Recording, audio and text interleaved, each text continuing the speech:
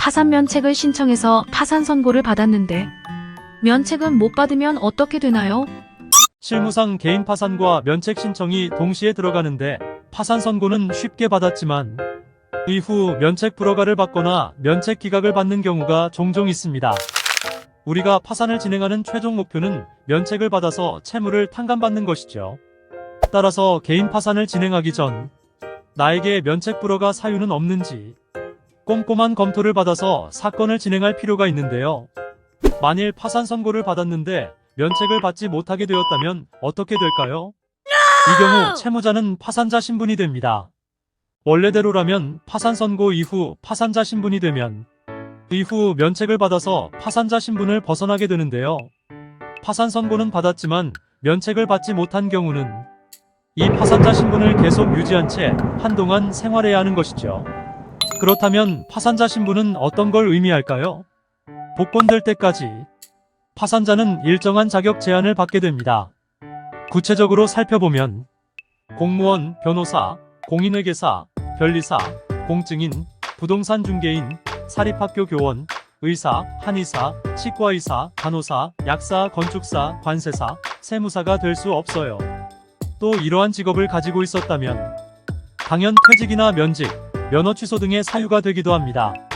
다행스러운 건 평생 파산자로 살아야 하는 건 아니고 10년이 지나면 당연 복권되어 파산자 신분이 풀리게 됩니다.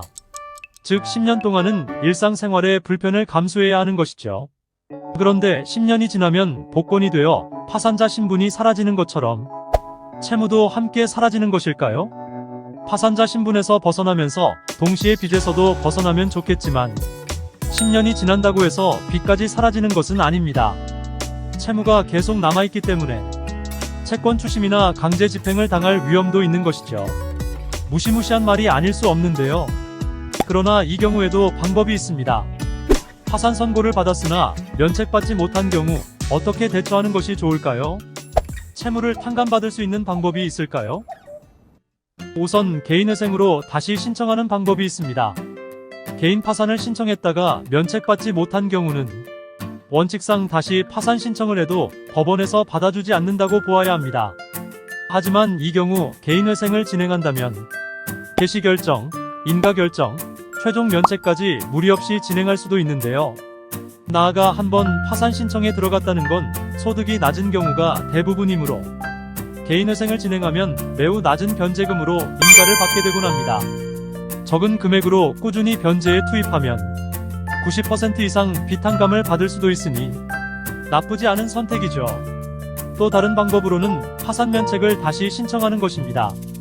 앞서 원칙적으로 한번 파산 신청에 들어갔다가 면책받지 못한 경우 다시 파산 절차를 진행해도 면책받지 못한다고 말씀드렸는데요. 그러나 예외적으로 다시 파산 신청을 해서 면책을 받게 되는 경우도 있습니다. 이 경우는 내가 이번에는 먼저 신청했던 것과 다른 원인으로 파산하게 되었다는 점을 잘 소명해야 합니다. A라는 원인으로 파산 신청을 해서 면책받지 못한 사람이 B를 원인으로 다시 파산 신청을 하는 경우를 생각할 수 있을 것입니다. 최근 서울회생법원 등에서 이와 같은 변화의 바람이 불고 있는데요. 하지만 어디까지나 예외적인 케이스라는 점, 내가 다시 개인 파산을 진행하면 면책받을 수 있는 케이스에 속하는지 여부는 반드시 변호사와 꼼꼼히 상담해 보시길 바랍니다. 오늘은 개인 파산을 진행했다가 면책을 못 받은 경우 받게 될 불이익과 대처 방법을 알려드렸습니다. 파산 면책을 신청했다고 모두 면책까지 받는 것은 아니기 때문에 처음부터 잘하는 사무실에 사건을 맡기는 게 무엇보다 중요하겠죠. 다양한 성공 사례로 증명합니다. 회생파산은 법률사무소 태한. 다음 시간에 또 만나요. 오늘의 영상이 유익하셨다면 구독과 좋아요 부탁드려요.